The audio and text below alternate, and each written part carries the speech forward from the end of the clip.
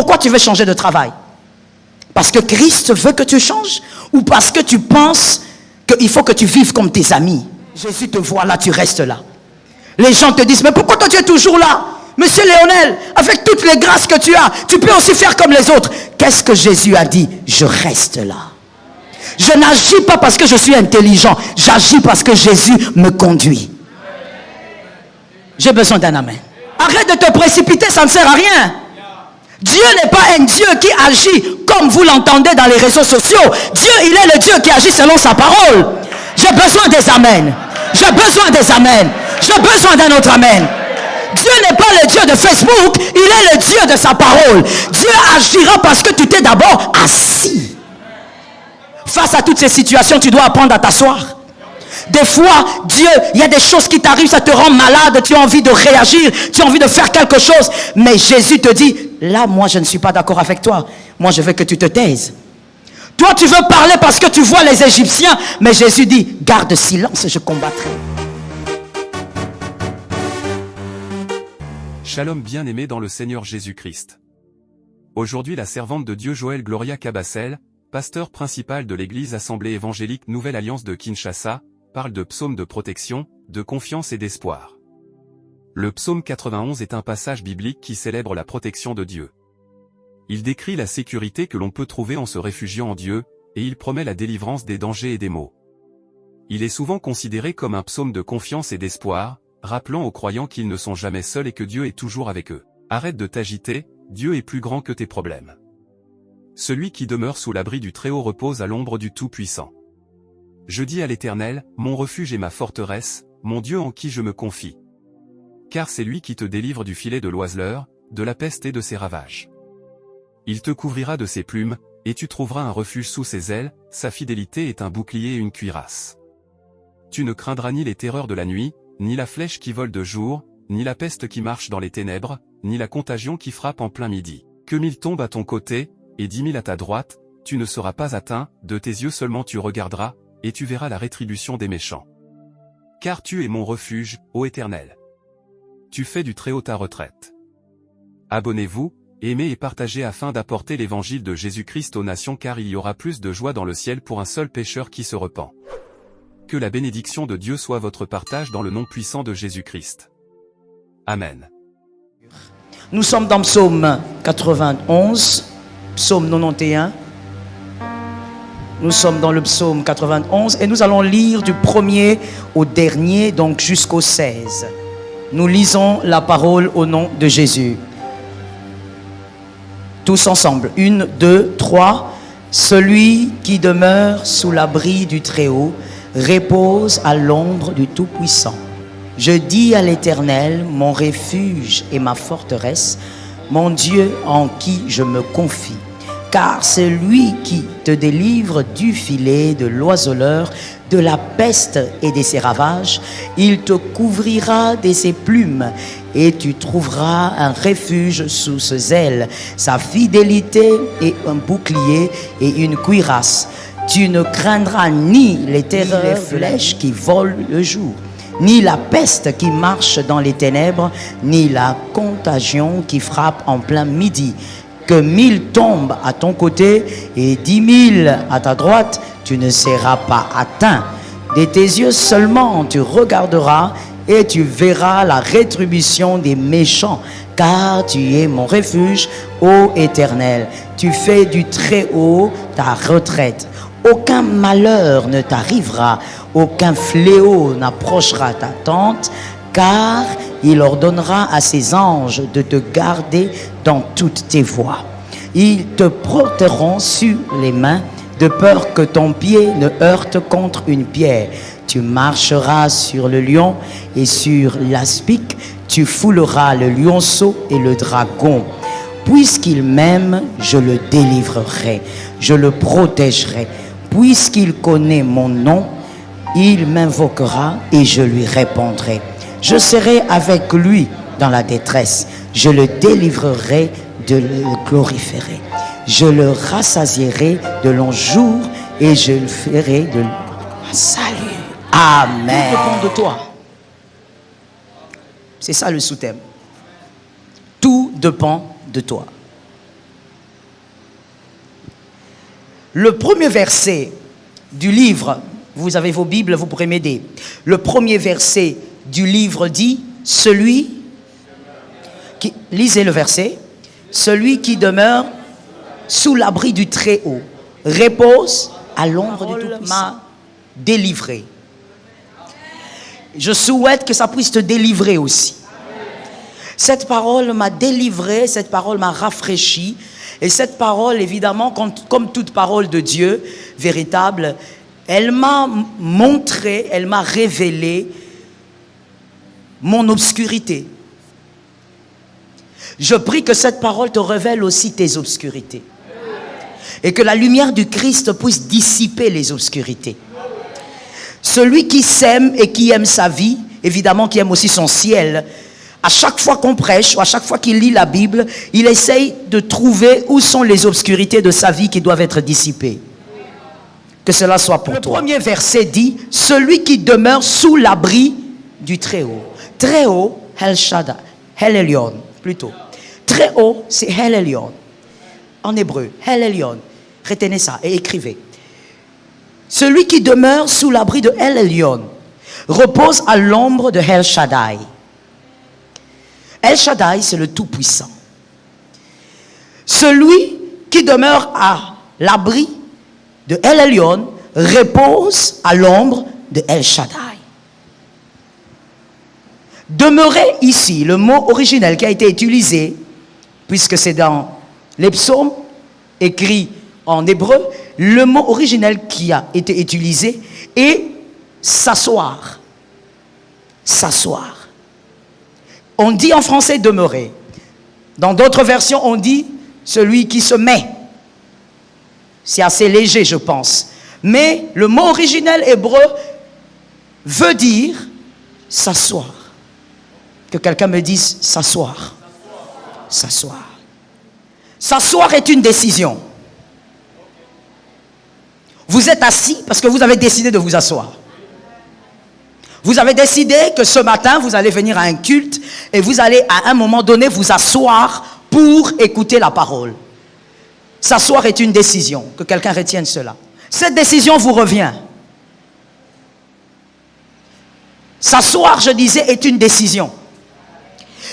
Et je préfère qu'on utilise le mot originel qui dit s'asseoir. Demeurer, c'est bien, mais je préfère s'asseoir.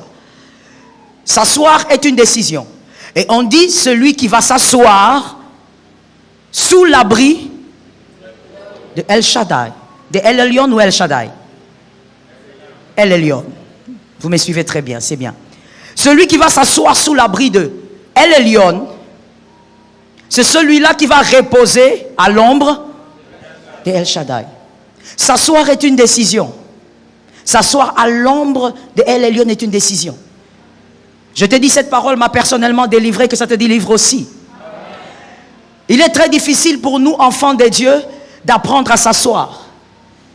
S'asseoir, c'est-à-dire on se met, on s'assied et on y reste. Déjà, commençons par une chose. Pour s'asseoir, il faut avoir confiance en la chaise. Il faut avoir confiance en la chaise. Mais il ne faudrait pas avoir de l'assurance. L'assurance, c'est quoi? L'assurance, c'est lorsque vous avez confiance en vous-même. Mais vous êtes assis calmement sur cette chaise, pas à cause de l'assurance, mais à cause de la confiance. Et la confiance, c'est quoi? C'est croire en quelque chose d'autre ou en quelqu'un, fermement. Vous croyez fermement en cette chaise-là. Voilà pourquoi lorsque vous êtes assis, vous me regardez. Vous ne vérifiez même pas si vous allez tomber. Vous êtes assis calmement parce que vous êtes sûr que la chaise ne bougera pas.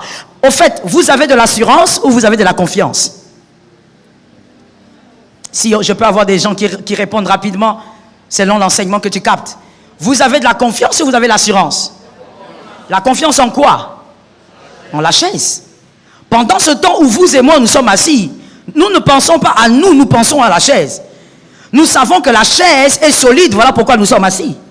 Vous pouvez même croiser vos pieds à certains moments. Pourquoi vous croiserez vos pieds? Parce que vous avez confiance en la chaise.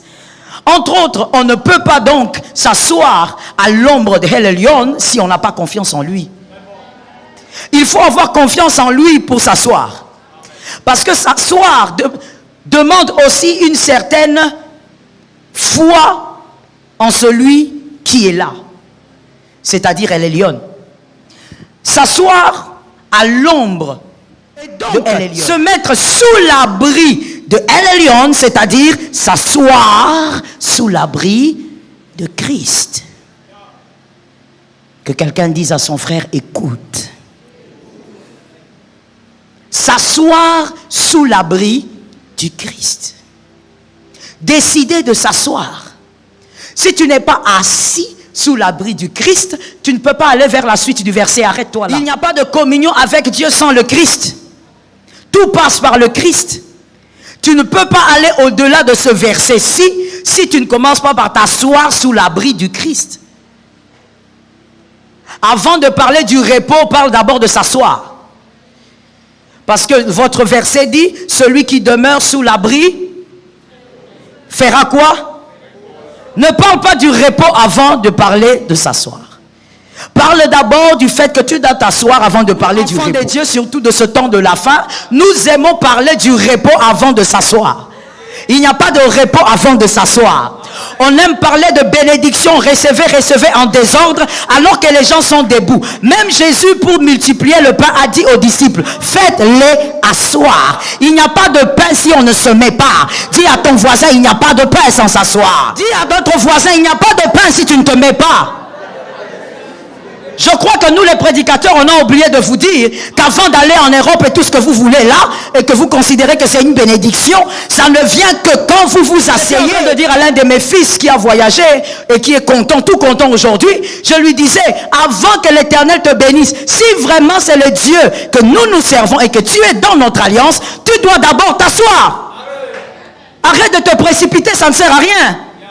Dieu n'est pas un Dieu qui agit comme vous l'entendez dans les réseaux sociaux. Dieu, il est le Dieu qui agit selon sa parole. J'ai besoin des amens. J'ai besoin des amens. J'ai besoin d'un autre amen. Dieu n'est pas le Dieu de Facebook, il est le Dieu de sa parole. Dieu agira parce que tu t'es d'abord assis. Le verset a commencé par s'asseoir. On ne dit même pas il faut passer, on dit il faut s'asseoir.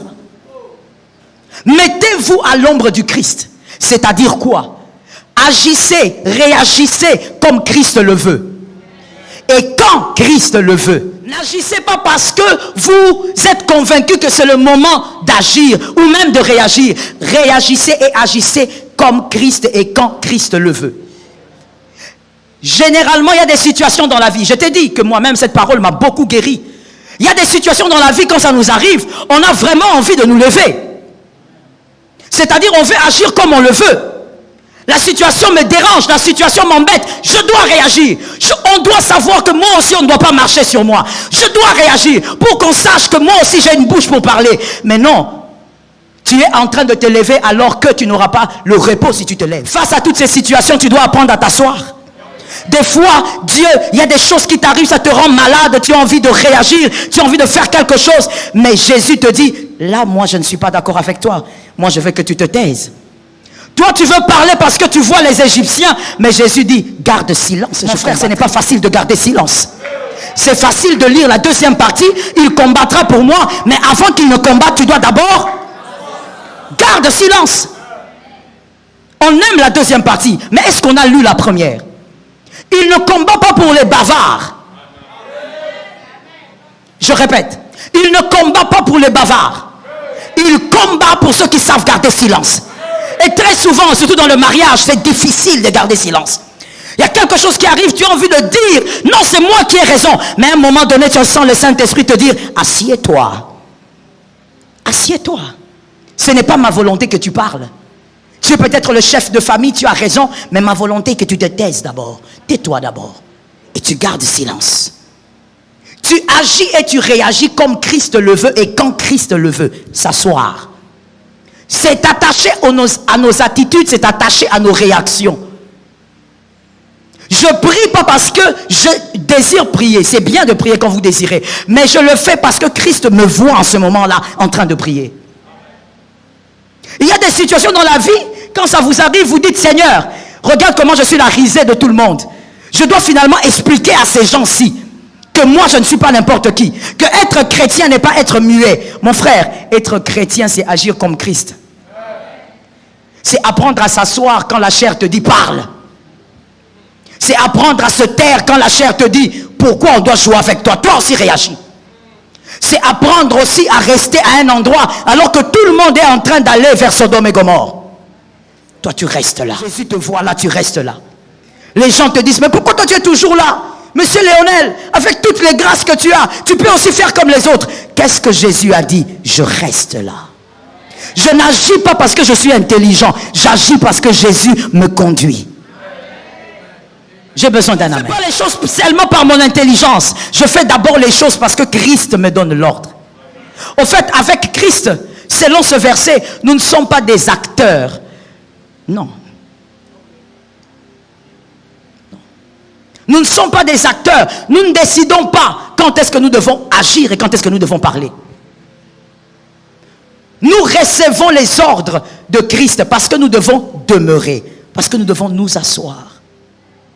Pourquoi tu veux changer de travail? Parce que Christ veut que tu changes ou parce que tu penses qu'il faut que tu vives comme tes amis? Vous savez bien aimé, c'est tellement difficile de s'asseoir que quand j'étais en train d'étudier ce verset, juste ce verset 1, ça m'a fait mal à la tête. C'est difficile de s'asseoir. C'est difficile de ne pas faire les choses par la chair et de faire les choses par Christ. C'est difficile de ne pas réagir quand tu as le moyen de réagir. Je vais vous dire une chose à retenir pour la vie. Lorsqu'on est enfant de Dieu, c'est quand nous sommes écrasés par les hommes que les choses les plus glorieuses et les choses meilleures sortent de nous. Les choses excellentes sortent de nous lorsque le monde nous considère comme faibles. C'est là que les choses excellentes sortent de nous. Je vais l'expliquer selon la nature. Peut-être que tu vas me comprendre mieux. Le meilleur vin, ou prenons seulement le vin. Le vin, pour le faire, on prend le raisin, on le jette sur le sol et on marche dessus. On peut utiliser des broyeurs, mais les vins, la manière dont c'était fait dans les temps antiques, on marchait dessus. On marche avec les pieds là. Je ne sais même pas s'il a lavé ses pieds. Après, on le fait reposer, on le fait vieillir. Mais on doit d'abord marcher dessus. Et après cela, vous apprendrez ou vous entendrez qu'il y a quelqu'un qui a acheté une bouteille de vin à combien? À 4 000 $, à 5 000 $. Et il est tellement fier dans son orgueil. Il dit ça c'est un vieux vin. Je l'ai acheté à 10 000 $. Mais pour qu'il devienne ce vin, il a été piétiné. C'est ça, être enfant de Dieu. Christ nous demande de nous asseoir avant de nous reposer. Pourquoi? Parce qu'en nous asseyant, nous apprenons à fonctionner comme lui. Nous ne fonctionnons plus selon notre chair. Tu as répondu à cet homme, tu as répondu à cette femme, tu as répondu à cette personne selon ton côté humain ou selon ton côté divin. Tu as réagi une fois ici à l'église face à certains problèmes. C'était ton côté humain qui avait réagi ou c'était ton côté divin? Parce que la Bible dit en réalité en l'homme, c'est l'esprit. Et c'est l'esprit qui est connecté au divin. Voilà donc ce que moi j'ai compris en étudiant ce verset-là. Donc ça veut donc dire que tel que vous êtes là, vous êtes plus divin que humain. Je le reprends pour les élus. Vous êtes plus divin que humain. Parce qu'en réalité, en l'homme, ce n'est pas la chair, mais c'est l'esprit. Si l'esprit est supérieur, donc vous êtes plus divin que humain. Vous devez donc vous apprendre à vous asseoir. Il y a des moments où vous sortez de la prière, vous entrez encore dans des difficultés, des complications. Vous sentez que vous devez agir selon la chair. Dieu vous avait dit, j'agirai. Et en sortant de la retraite, vous dites, ok, comme Dieu a dit, il agira. J'ai un oncle là-bas qui est au Sénat, qui est sénateur. Je vais l'appeler. Vous vous êtes déjà levé. Dieu a dit, mettez-vous. Mettez-vous. Il sait comment le faire. Très souvent, bien aimé, je ne sais pas pour toi, mais très souvent, moi, j'ai aidé Dieu. On a voulu aider Dieu. En sortant des prières, en sortant des retraites, il a dit des choses, mais on a commencé à agir de notre manière. On a cru qu'il fallait aussi que nous puissions pousser pour faire que quelque chose arrive. Non, Dieu n'a pas besoin que tu boostes. Dieu n'a pas besoin d'être boosté par toi. Il sait se booster lui-même. L'homme a sa part, certes, mais ici, pour le repos, tu dois d'abord t'asseoir. Fais les choses à la manière de Dieu. Ton mariage ne marche pas, qu'est-ce que Christ aurait fait à ta place? Fais les choses à la manière de Dieu. Quelqu'un va me dire, non maman, Christ n'était pas marié. Je sais qu'il n'était pas marié. Je te pose seulement la question, s'il était une femme, qu'est-ce qu'il aurait fait? S'il était un homme marié, qu'est-ce qu'il aurait fait? Est-ce qu'il aurait étranglé sa femme comme tu l'avais étranglé avec ton oreiller dernièrement? Est-ce qu'il aurait insulté le corps de sa femme comme toi tu as l'habitude d'insulter le corps de ta femme? Alors qu'elle est devenue comme ça parce qu'elle a fait des enfants. Et ces enfants-là, tu as l'habitude de dire que l'aîné ressemble à ton grand-père, le deuxième ressemble à ta tante et le cadet te ressemble. Fais les choses comme Jésus, mon frère. C'est difficile, mais c'est possible. Sortons de réactions et des actions humaines, charnelles. Écoute ce que tu vas dire. Mais je suis aussi humain. Non, tu es plus divin qu'humain. Nous avons tous dit ça, vous savez. Je suis aussi humaine. Dieu va me comprendre. Je suis quand même, j'ai un cœur. Oui, tu as un cœur et tu as aussi l'onction. C'est comme j'étais en train d'exhorter mes deux filles. Je leur disais, écoutez, l'amour ne se passe pas que dans le cœur. L'amour se passe d'abord dans la tête. Si ton cœur aime, vérifie si ta tête a trouvé cet amour normal. Un amour que la tête ne trouve pas normal, le cœur doit le rejeter. Je n'ai pas entendu les amens. Et j'ai l'impression qu'il y a des gens qui ne comprennent pas de quoi je parle. Ainsi, bien-aimé, tu es divin et tu es humain. On a l'habitude, quand quelque chose arrive, un problème vous arrive, vous avez un conflit avec quelqu'un, tout de suite, ce que vous voulez, c'est vous défendre. Pourquoi? Parce que la chair n'aime pas être écrasée. Que quelqu'un me dise écrasée. La chair n'aime pas être écrasée. Il y a même des gens ici, je dis bien ici, qui disent, mais pour qui il me prend? Tu es qui? Pour qui il me prend? Est-ce qu'il me connaît? Il connaît les études que j'ai faites. Malheureusement, tu es encore charnel. Et tu es déjà debout. Le repos n'est pas près de toi. On peut prier pour toi. Tu peux entrer en jeûne, en retraite. Tu ne vivras pas le repos à cause de ça. On vit le repos parce qu'on sait s'asseoir. Parce qu'on sait agir comme Jésus. Parce qu'on sait marcher comme Jésus. On décide d'aimer comme Jésus. C'est difficile. C'est très difficile. Mais c'est possible avec le Saint-Esprit. On va s'asseoir et apprendre à réagir comme Jésus. Tu es chrétien, c'est bien, mais va au-delà. Aujourd'hui, je suis en train de te parler à toi. Tu es chrétienne, c'est bien, mais va au-delà. Réagis comme Jésus. Ne te limite pas à me dire que je suis chrétien. On peut être chrétien et crier comme un dragon. Réagis comme Christ. Agis comme Christ. Qu'est-ce que Christ attend de toi aujourd'hui? Tu t'es un jour posé la question? Vous savez comment nous fonctionnons? Voici comment nous fonctionnons. Nous nous levons le matin. Nous nous lavons, en tout cas pour ceux qui sont corrects. Nous nous lavons, nous nous brossons les dents. On prend le petit déjeuner pour ceux qui prennent. Et après, on dit, bon, aujourd'hui, je dois faire ci, je dois faire ça, je dois sortir, je dois. Au fait, nous planifions notre journée comme si tout était à nous et comme si nous étions les gestionnaires de nos vies. Qui aujourd'hui s'est levé le matin en demandant à Jésus, qu'est-ce que tu veux que je fasse pour toi ce matin? Qui s'est réveillé aujourd'hui en disant, qu'est-ce que Dieu attend de moi aujourd'hui? Qu'est-ce qu'il attend de moi? Même dans ce culte, qu'est-ce qu'il attend de moi? Qui? Non, nous vivons par nous-mêmes. Nous faisons les choses comme nous voulons et nous attendons le repos. Nous disons, Seigneur, le miracle. Seigneur, ceci. Or, il y a certains repos qui réclament de s'asseoir. Si tu ne parles pas, tu n'agis pas comme Christ, il y a certains repos qui ne t'atteindront pas. Et là aussi, j'ai eu comme un déclic, j'ai compris. C'était très clair devant mes yeux.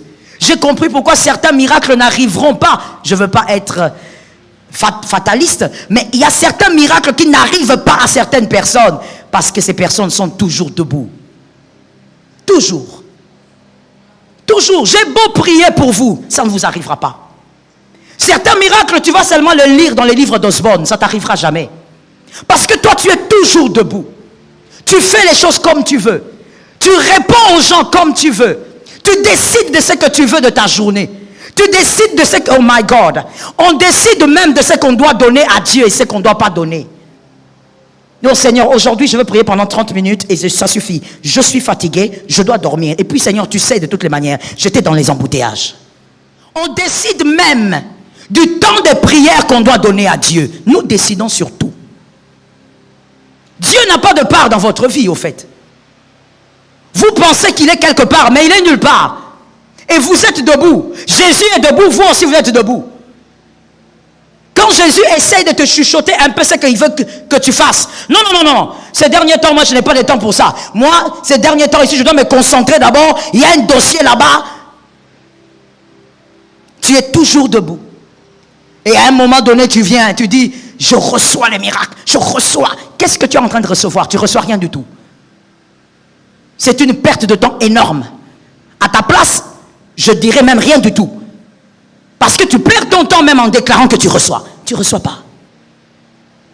Jésus ne multiplie pas le pain quand les hommes sont debout. C'était une grande foule, mais Jésus a dit aux disciples, faites-les asseoir. Ce n'est pas d'une manière de dire, on ne mange pas comme ça. Avec Jésus, il y a une position pour recevoir la nourriture. Répète-le à ton frère. Avec Jésus, il y a une position pour recevoir le miracle. Certains miracles n'arriveront auprès des hommes qui savent s'asseoir, qui savent écouter, agir selon Dieu, faire selon Dieu. Et je descends même vers les petites choses comme parler selon Dieu. Combien de fois tu as blessé ta femme? Combien de fois tu as blessé ton mari? Si tu parlais selon Dieu, tu n'allais pas blesser. Si tu parlais selon Christ, tu n'allais pas blesser. Il y a des moments où tu as envie de parler. Moi, plusieurs fois, Jésus m'a fait ça aussi.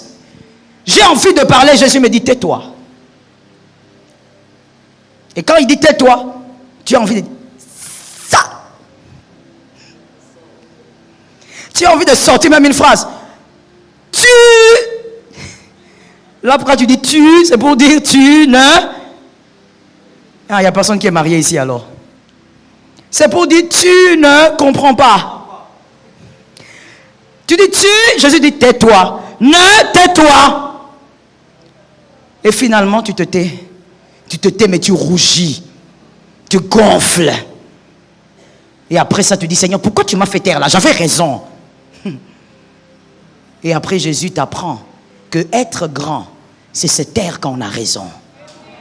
Être humain et être petit, ça veut dire non seulement tu es humain, ça veut dire que tu es tellement limité. Quand tu n'es que humain, tu es charnel. Daddy appelle ça kappa na kappa. Donc tu es petit. Tu es non seulement tu es charnel, donc tu es tellement limité, mais tu es aussi petit. C'est-à-dire quoi? Tu veux toujours avoir raison. Tu veux toujours qu'on sache que toi tu as raison, que tu es là. Et des fois même tu dis, il faut qu'on sache que je suis là. On ne doit pas jouer avec moi. Si on ne doit pas jouer avec toi, tu n'es pas encore dans le royaume. Je parle du royaume des cieux. Parce que nous sommes sur terre, mais nous sommes déjà dans le royaume. Tu n'es pas encore dans le royaume. Parce que dans le royaume des cieux, dans notre royaume, c'est un royaume où notre maître lui-même a été piétiné. Donc, dans notre royaume, quand on se tait, c'est en ce moment-là qu'on devient grand. Praise the Lord. Quand on se tait, on devient grand. Non pas quand on se tait en boudant, en gonflant, ou on se tait en sortant ici. Non. C'est quand on accepte la position d'humilité. C'est là qu'on devient grand. Et j'ai compris maintenant encore une fois, une autre facette de ce verset. L'humilité précède. Tout celui qui se rabaisse, Jésus amplifie son nom. Ça tombe sur quelqu'un. Ça tombe sur celui qui a compris. Tout celui qui se rabaisse, Jésus amplifie votre nom. Pendant que vous êtes dans l'humiliation, que vous considérez que tout le monde vous écrase, vous vous posez la question, Seigneur, où est-ce que tu es? Ce que vous ne savez pas, c'est que pendant ce moment M, Jésus amplifie votre nom. Et vous verrez toujours la différence entre les hommes humbles et les hommes orgueilleux. L'homme humble arrivera sur le sommet par la grâce de Dieu. Et il arrivera au sommet, il sera acclamé par tous. Mais l'homme orgueilleux va fournir beaucoup trop d'efforts. Mais alors que malgré les efforts, tu as les pas de tortue. Pourquoi moi je donne toujours un conseil gratuit aux hommes comme aux femmes. Sur terre, mon frère, c'est vrai que tout a un prix. C'est vrai qu'il faut apprendre à payer les prix pour devenir ce qu'on veut devenir. Mais attention, lorsqu'on commence à trop travailler et qu'on n'a pas les résultats d'autant de sueur, vous êtes dans la malédiction. Je reprends la phrase, parce que ça doit entrer dans ton âme. Et le sorcier qui veut t'envoûter doit te lâcher et qu'il te permette d'écouter. Je dis ceci, lorsque vous travaillez beaucoup, lorsque vous fournissez beaucoup d'efforts, vous-même vous réalisez que vous travaillez beaucoup, alors que vous n'avez pas les résultats qui correspondent à votre sueur, sachez que vous êtes sous la malédiction. Avec Christ, nous travaillons, mais la faveur facilite les choses. Ça tombe sur quelqu'un. Facilite les choses. C'est-à-dire vous arrivez même à un point où vous commencez à récolter là où vous n'avez pas sémé. C'est ça la faveur. À votre travail, la grâce vient y ajouter une chose glorieuse qui vous permet de saisir même ce que vous n'avez pas demandé. Mais quand vous commencez à trop fournir d'efforts, mais quand vous regardez les résultats, des résultats médiocres, celui qui a travaillé pendant 1 heure a plus de résultats que vous, alors que vous avez passé une nuit blanche. Frère, tu es sous la malédiction. Aujourd'hui, déclare que tu dois sortir de là. Et donc, on se met sous l'abri de El Elyon. C'est lui qui décide. Regardez ce qu'il dit dans Jean 5, 17. Jean 5, 17. Il dit, mais Jésus lui répondit, mon Père agit jusqu'à présent, moi aussi, j'agis. J'ai aimé cette phrase. Parce qu'il a commencé d'abord par dire, mon Père. Il n'a pas dit, moi j'agis. Non, il a dit, agis. Mon Père. Et il a ajouté, moi aussi. C'est-à-dire, j'agis comme il agit. Mon modèle, c'est mon Père. Ah, j'aime votre manière de comprendre la parole. Mon modèle, c'est mon Père. Je n'agis pas parce que je peux. Je n'agis pas parce que je suis le Fils de Dieu. Mais j'ai un modèle. Je fais les choses par rapport au Père. Si Christ a le modèle comme son Père, quel est ton modèle? Merci, dis-le fort. C'est Jésus. Apprends donc à t'asseoir et à réagir comme Christ. À agir comme Christ. Que ce soit dans le mariage, que ce soit en dehors, que ce soit avec tes frères. Vous savez, je suis fatigué d'une chose. Et le Seigneur m'a beaucoup enseigné dessus en me disant, il faut être patiente, Joël. Il faut être patiente. Je prie, je dis, Seigneur, donne-moi la patience. Je suis fatigué de ceci. Il n'est pas normal que tu écoutes la parole de Dieu, que tu sois dans une église locale, mais que tu aies une vie très différente de tout ce que tu entends. Ce n'est pas normal. Comment tu fais pour écouter la parole de Dieu? Ça ne te change pas. Es-tu converti ou tu es païen? Bon, si tu es converti, comment le Saint-Esprit qui nous change tout doucement, petit à petit, nous tous, comment toi il ne t'influence pas? Comment la parole qui sort ne te change pas? C'est comme ça que vous verrez, à l'église les gens sont différents. Quand vous allez dans leur maison, ils sont différents. À l'église, les femmes, quelle politesse, quelle gentillesse. Comme si elles avaient fait un tour au ciel, elles sont rentrées avec la gentillesse de l'ange Gabriel. Quand elle vous salue, bonjour pasteur. Le sourire reste. Elle est debout en train de vous saluer. Mais quand vous écoutez ce qui se passe dans la maison, quand vous écoutez ce qui se passe dans leur foyer, comment elle insulte son mari, comment elle humilie son mari tous les jours. Mais à l'église, on a pris un gros titre, on lui a donné diaconesse. C'est pourquoi là, dans ma campagne, je laisse les gens sans titre. Parce qu'il y a des gens, tu portes un gros titre, mais quand on voit ta vie, là, quand tu vis avec tout le monde, quelle honte! Quelle honte! C'est toi la maman diaconesse qu'on appelle diaconesse, qui ne connaît même pas comment est-ce que tes filles gèrent leur menstru. Tu sais rien. Tu ne parles jamais avec tes filles. Tu n'as pas le temps pour tes filles. Toi, tu es concentré, c'est quand tu viens ici à l'église. C'est seulement à l'église où tu embrasses les jeunes sœurs, tu embrasses les frères. Oh oui, mon fils. Toi, ton fils est mal ici. Ton fils biologique, là, il est comme un chèque façon. Ton fils biologique ne ressemble à rien. Toi seulement le fils à l'église.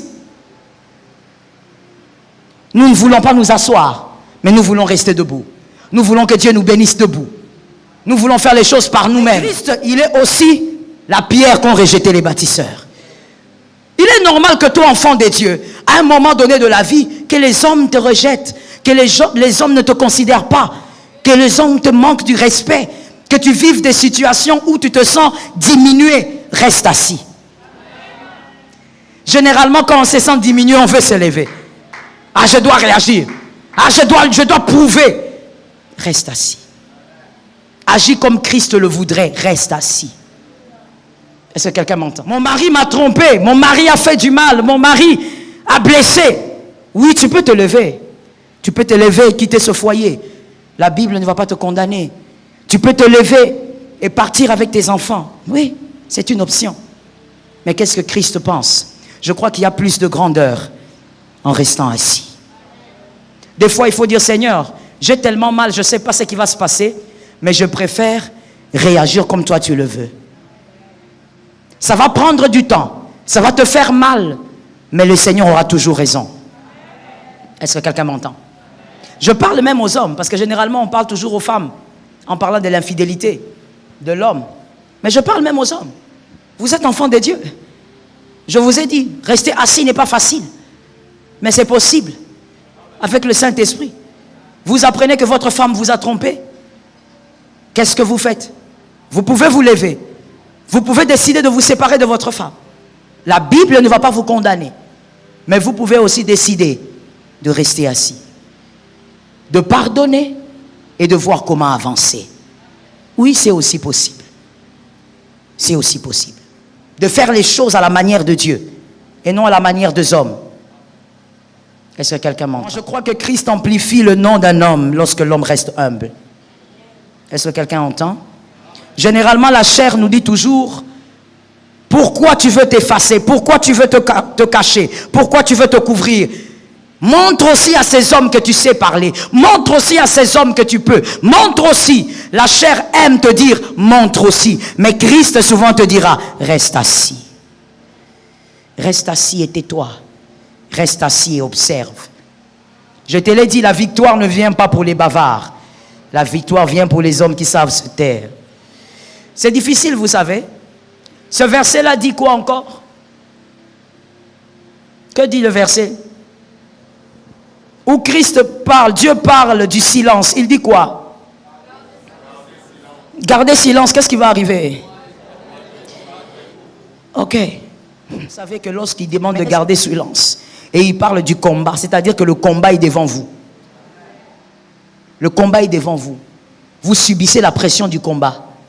Le combat est devant vous. Vous subissez les insultes peut-être de Goliath. Le combat est là. Mais il te dit de garder silence. Et il y a autre chose aussi à comprendre dans ce verset. Si Jésus te dit de garder silence, c'est qu'il y a quelqu'un d'autre qui parle. Oui. C'est-à-dire que tes adversaires parlent. Alors il ne veut pas que tu fasses un échange de paroles. Alors il te dit à toi qui es son enfant, toi, garde silence. Laisse-les parler. Mon Dieu, je ne sais pas si quelqu'un peut le faire ici. Gardez silence pendant que l'autre parle. Juste tel que nous sommes assis comme ça, tu vois quelqu'un entrer. Cette personne commence à t'insulter. T'insulter, il insulte tes parents, il insulte tout le monde. Il insulte même la maternité où tu es né. Ah, maman, il y a des gens qui insultent. Hein? C'est comme si le diable est allé habiter en eux pendant quelques minutes. Ça veut dire c'est comme s'il a le don d'insulte. Et il peut t'insulter selon l'ordre alphabétique. Il commence avec toutes les insultes, il commence avec A. Il descend B, C, jusqu'à Z. Il t'insulte copieusement. Et toi, maintenant, Dieu te dit, garde silence. Pendant qu'il t'insulte, les gens te regardent. Et d'autres aussi te disent, oh, mais dis quelque chose finalement. Tu as raison ou tu n'as pas raison?